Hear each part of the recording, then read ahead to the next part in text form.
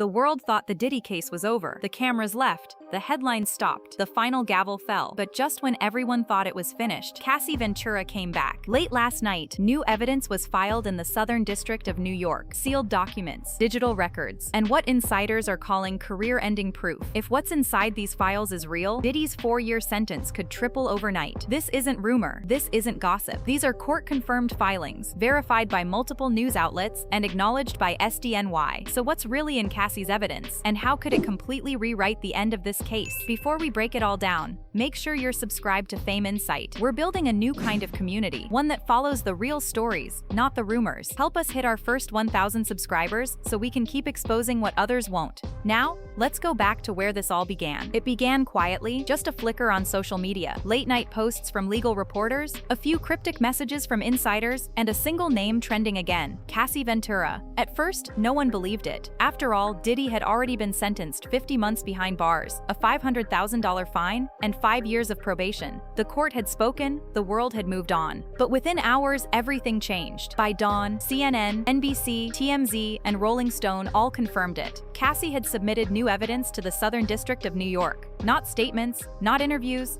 evidence. The filing was official, time-stamped, sealed, and acknowledged by Judge Aaron Subramanian, the very same judge who handed Diddy his sentence just weeks earlier. And this wasn't just another update in a long, drawn-out case. It was something far more explosive. Because under U.S. federal law, once a sentence is finalized, reopening it requires one thing: proof that the court was not given the full truth the first time. If Cassie's new submission met that standard, it could mean a complete reconsideration of Diddy's sentence and possibly even new charges. The public reaction was instant. By morning, hashtags like Cassie returns and Justice for Cassie had flooded the internet. Talk shows were scrambling to book legal experts. And Diddy's legal team, caught completely off guard, held an emergency meeting before sunrise. According to insiders, his attorney Mark Agnifilo called the filing an ambush. But for Cassie, this wasn't an ambush. It was closure. She had watched Diddy's sentencing, heard the public say the punishment was too light, and now she was stepping back into the fire, armed with proof that might change everything. Because this wasn't about fame anymore. This was about truth. And for the first time since the trial ended, Diddy's empire was shaking again. As daylight broke, the whispers turned into headlines. Every outlet wanted to know the same thing: what exactly was inside Cassie Ventura's new submission? According to multiple insiders, this wasn't a symbolic gesture or emotional statement. It was a collection of physical and digital proof documents, photos, and allegedly, a recording that prosecutors had never seen during the first trial. One source close to the Southern District described it as damning beyond repair. Another said simply, "If the court accepts this, everything changes." By noon, the courthouse in Lower Manhattan was surrounded by reporters and protesters chanting outside the marble steps. The SDNY confirmed receipt of the evidence, but refused to comment on its contents. The mystery only fueled the fire. Behind the scenes, a senior federal investigator leaked a clue to several journalists. There was at least one audio file among the materials, a voice allegedly Diddy's, speaking to someone about keeping certain information from reaching Cassie. If proven authentic, that alone could be enough to reopen the sentencing phase under Rule 35 of federal procedure, which allows reconsideration when new evidence indicates obstruction or misconduct. Diddy's lawyers immediately denied everything. They called the reports exaggerated and accused Cassie's team of grandstanding for media attention, but their tone changed once the judge officially confirmed that he would personally review the new materials. Inside Diddy's camp, panic spread fast. Witnesses described long nights, constant calls between lawyers, and sudden tension between his inner circle and his PR team. The truth was no longer in his control. This time, the story wasn't being written by headlines, it was being written by evidence. And for Cassie, who had remained silent for months, her quiet move had triggered the loudest reaction possible. The system was listening again. By the next morning, Manhattan's federal courthouse looked like a movie set. Rows of cameras, reporters shoulder to shoulder, security barricades stretching down the block. Cassie's evidence wasn't just a rumor anymore, it was official. SDNY had acknowledged receipt, and Judge Aaron Subramanian had ordered an internal review. The air felt heavier than it had even on sentencing day. Prosecutors entered the building with guarded expressions and thick folders in hand. Those close to the case said this was phase 2. For the government, it was a second chance. For Diddy, it was déjà vu, the nightmare starting all over again. Inside the marble halls, agents whispered about what the files might contain.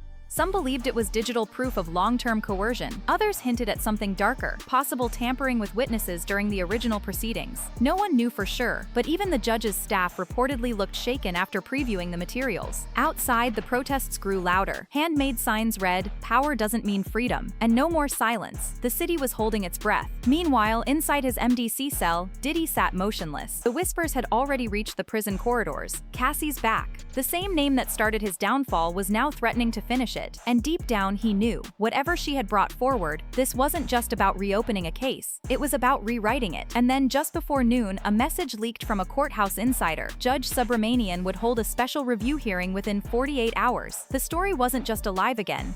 It was about to explode. When the hearing began, the world watched as if history itself was on trial. The corridors outside Judge Subramanian's courtroom were jammed with journalists, lawyers, and activists clutching notepads and phones, waiting for even a whisper of what might unfold inside. There were no cameras, no live streams, just tension and speculation. The only sound breaking through the marble walls was the shuffle of papers and the creak of wooden benches as everyone took their seats. Cassie Ventura wasn't present, but her presence filled the room like static electricity. Every eye was on the prosecution table, where a senior SDNY attorney stood and calmly announced, "Your Honor, the newly submitted materials raise serious concerns regarding obstruction, intimidation, and witness tampering. We respectfully move for reconsideration of Mr. Combs's sentencing under Rule 35A." The air cracked open. It wasn't just a procedural move, it was a declaration. This case wasn't finished. Across the aisle, Diddy sat rigid next to his lawyer, Mark Agnifile, who immediately objected, arguing the new evidence was unverified and selectively edited. But even as he spoke, the judge's expression didn't change. Subramanian's face was calm, cold, methodical. His gaze flickered between the attorneys before landing on Diddy himself. "I will allow it," the judge said flatly. That single sentence sent a ripple through the courtroom. Whispers erupted. People grabbed their phones trying to get the update out first. Outside, the crowd began to roar as notifications hit every newsfeed. Judge allows Cassie's evidence for review. And just like that, the floodgates were open. The courtroom that once marked the end of Diddy's legal nightmare had just become the stage for its rebirth. But what nobody expected was that the prosecution had brought something more than paperwork. They had proof,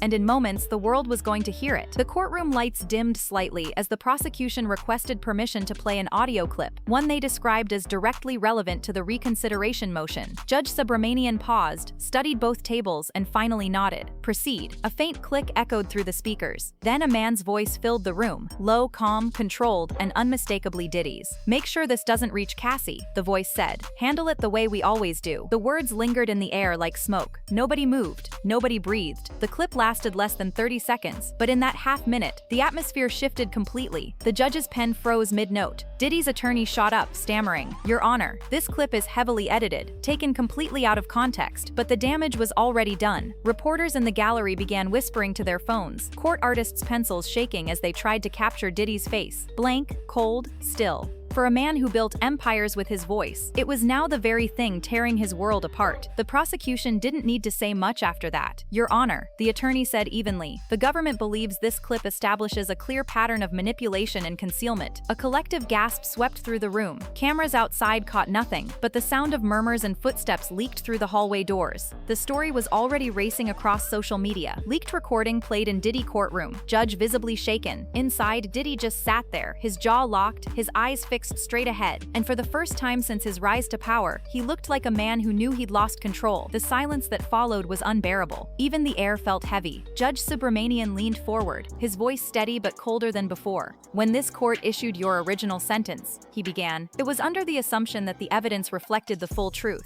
What I've heard today forces me to reconsider that assumption." The words hit Diddy harder than any gavel ever could. His attorney tried again, desperately arguing that the tape was inadmissible, that Cassie's team was orchestrating a smear campaign. But the judge didn't flinch. He asked only one question: "Do you dispute that it's your client's voice?" Mark Agnifile hesitated. The silence that followed was the answer. Subramanian nodded slightly, then turned his attention to the prosecution. "Under Rule 35A, this court is permitted to alter sentencing if new evidence reveals obstruction or manipulation of justice," he said. The prosecutor stepped forward, clearly ready for this moment. "Your Honor, we respectfully request an extension of Mr. Combs's sentence based on these findings. The integrity of the court demands it." The courtroom broke into whispers. Some people gasped. Others just sat frozen, knowing they were witnessing something historic. historic. The judge took a slow breath, opened his folder, and began reading aloud. Given the weight of the evidence presented and the necessity to uphold this court's credibility, he said, the defendant's sentence will be extended to 180 months, 15 years in federal custody. For a split second, there was nothing. No sound, no movement, just pure shock. Then the room exploded. Gasps, cries, and frantic tapping on phones as the word spread like wildfire. Diddy sentenced to 15 years. Inside that moment, Sean Combs didn't look like a superstar or a mogul. He looked like a man finally facing the consequences of his own power. The courtroom erupted in chaos as the reality sank in. Reporters sprinted for the exits, calling editors and shouting headlines into their phones. Diddy sentenced to 15 years after new evidence. Outside, the crowd exploded into noise. Some people cheered, others wept, and a few stood frozen, trying to process what they'd just heard. Cassie's supporters raised signs reading, "Justice finally wins," while flashes from cameras lit up the courthouse steps like lightning. Inside, Diddy didn't move. His lawyer leaned in, whispering furiously, but the words went nowhere. He sat still, his expression hollow, his hands gripping the table until his knuckles turned white. For a man once surrounded by fame, wealth, and control, this was absolute silence, the silence of defeat. Judge Subramanian closed his folder, looked directly at Diddy, and spoke one final time. "Power can delay justice, Mr. Combs," he said, "but it cannot erase it." Those words hung in the air long after the gavel struck. Outside, the world erupted into headlines and chaos. The same outlets that once praised Diddy's rise were now chronicling his collapse, his empire frozen, his assets under review, his name becoming a cautionary tale across every screen. By nightfall, the images flooded social media. Cassie leaving her lawyer's office in calm silence, Diddy being escorted away in handcuffs, fans reacting in disbelief. The music industry had just witnessed something it had never seen before, the fall of one of its most powerful figures. And as the noise outside grew louder, inside that cold, sterile courtroom, the echoes of the judge's words remained.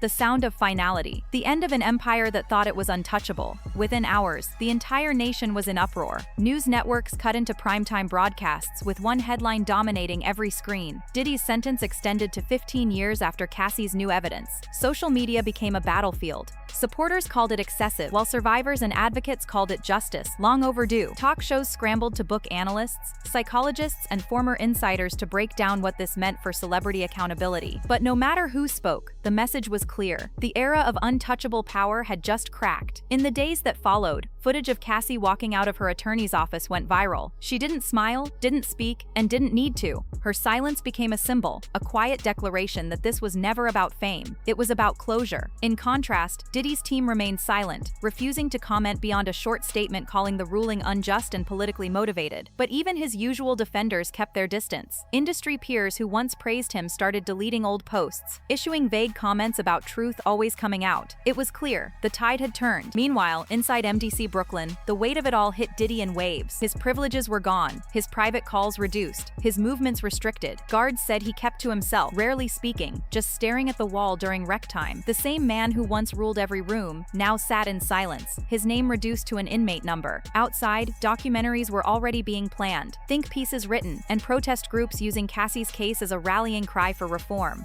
The world had moved on, but this time it moved without him. Weeks passed, but the shockwave didn't fade. It grew, because this wasn't just another celebrity scandal. It became a turning point, a symbol that money, power, and influence could no longer bury accountability. News anchors began calling it the Cassie effect. Law schools analyzed the case in lectures. Advocacy groups used it to demand stronger laws protecting survivors of abuse and coercion. Everywhere, people were talking about how one woman's persistence had changed the course of a system built to protect power. Cassie herself stayed silent. No interviews, no statements, no appearances. She disappeared from the public eye, but her impact echoed louder than ever. In her absence, the narrative shifted from Diddy's downfall to her endurance, from what he lost to what she reclaimed. Her courage didn't just reopen a case, it reopened a conversation about justice itself. Inside MDC, Diddy was reportedly struggling with the reality of 15 years. He'd gone from commanding boardrooms to folding laundry for commissary credits. Inmates whispered about him, some in awe, some in pity, but most saw him as a lesson that even giants can fall when truth decides to stand up. Outside, Judge Subramanian's closing words were quoted across the world. "Power can delay justice, but it can't erase it." That line became more than a statement. It became a movement, a phrase etched into signs, posts, and headlines. A warning to every empire built on silence and control. control. The story of Diddy and Cassie was no longer just entertainment, it was a message. And the message was simple: the truth always wins. The fallout went global, fast. Every major publication from the New York Times to BBC World News ran the same headline: Diddy's empire collapses after Cassie's evidence forces 15-year sentence. It wasn't just gossip anymore, it was history in motion. Artists who had once called Diddy a mentor released statements of shock, some supporting Cassie, others trying to stay neutral. The music industry itself seemed to pause, forced to confront decades of silence and complicity. Fans debated online, asking how something so massive could have stayed hidden for so long. Meanwhile, in Los Angeles, Miami, and New York, protests and vigils sprang up, some demanding even harsher accountability, others celebrating the courage that brought the truth forward. Signs read "Justice for Cassie" and "No more silence in the industry." On social media, Cassie One trended for days, a symbol of triumph over fear. The cultural shift was undeniable. People were no longer idolizing power, they were questioning it. Back in Brooklyn, Diddy remained isolated. His team filed motions for appeal, but legal experts quickly agreed it was unlikely to succeed. The new evidence, the recording, the digital records, the witness statements, had sealed his fate. The man once known for commanding charts and dominating headlines now found himself erased from playlists, disowned by brands, and replaced by the very truth he once tried to silence. And as the world watched the empire crumble, one question echoed across every platform: if it could happen to Diddy, who's next? Inside the walls of MDC Brooklyn, Diddy's life had shrunk to a handful of routines and regrets. The man who once orchestrated million-dollar deals now swept floors for commissary snacks. Those who had built careers under his name began distancing themselves overnight. Productions paused, endorsement contracts dissolved, and streaming platforms quietly reduced visibility on his catalog. What once was an empire, a symbol of hip-hop royalty and business dominance, now stood as a cautionary tale of unchecked power. Former associates went on record, not to defend him, but to protect themselves. One ex-employee admitted, "Everyone knew something was off, but no one dared to speak." Another called Cassie's courage the crack that finally shattered the wall. As stories from past collaborators resurfaced, the illusion of Diddy's untouchable status evaporated. Meanwhile, inside the courtroom of public opinion, new debates sparked daily. Was justice finally served? Or had the system overcorrected for years of silence? Regardless of which side people stood on, one truth remained: the man once feared had lost all control of his narrative. The brand was dead, the legend undone, the empire in ruins.